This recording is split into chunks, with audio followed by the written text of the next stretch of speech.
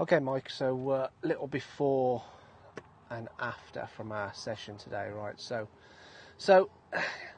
the things that we're working on, right? So put a little few lines for your head, a few lines for your hips. That yellow line there is to tell us where we want our hands at impact. So you can see how your hands are just too far back at impact. If you look at your right arm there, that's really obvious how long that right arm is.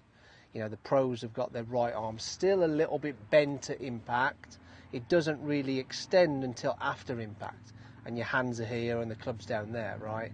Right arm does not fully extend, trail arm does not fully extend until after you've hit it, right? So what we're doing is, we're saying, right, well, I mean, you're not a million miles away on the backswing. There's a little bit of sway in the hips, so we're always working on moving the hips a little bit forward at the top, right, as you're turning, settling on that left foot a little bit earlier.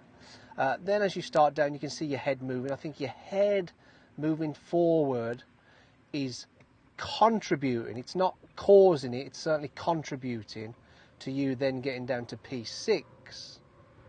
And still, get rid of those lines, and still not quite being in some right tilt, right?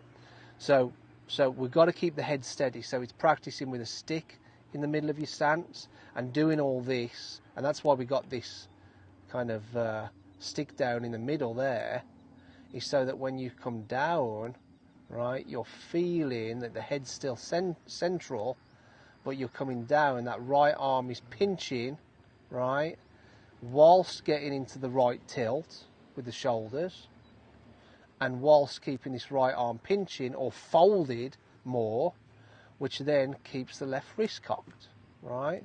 You start extending that right arm too soon, it uncocks your left wrist, right? So you can see that little angle in the left wrist there. You look at your left wrist here, the ulnar bone going up the bottom side of your arm and the back of your wrist are all in one line, so that keeps the wrist cocked, and that's because of that right arm position, right? So the key position we're looking for is hands over your thigh, shaft parallel with the ground, with the right tilt, with the arm pinching, right? So it's easier to do it and feel it when you've got a little device like the ball between your arms, because you've got to do all this keeping your elbows squeezing together as you're doing it, right? You know, part of this is your elbows kind of coming apart a little bit and that right arm extending.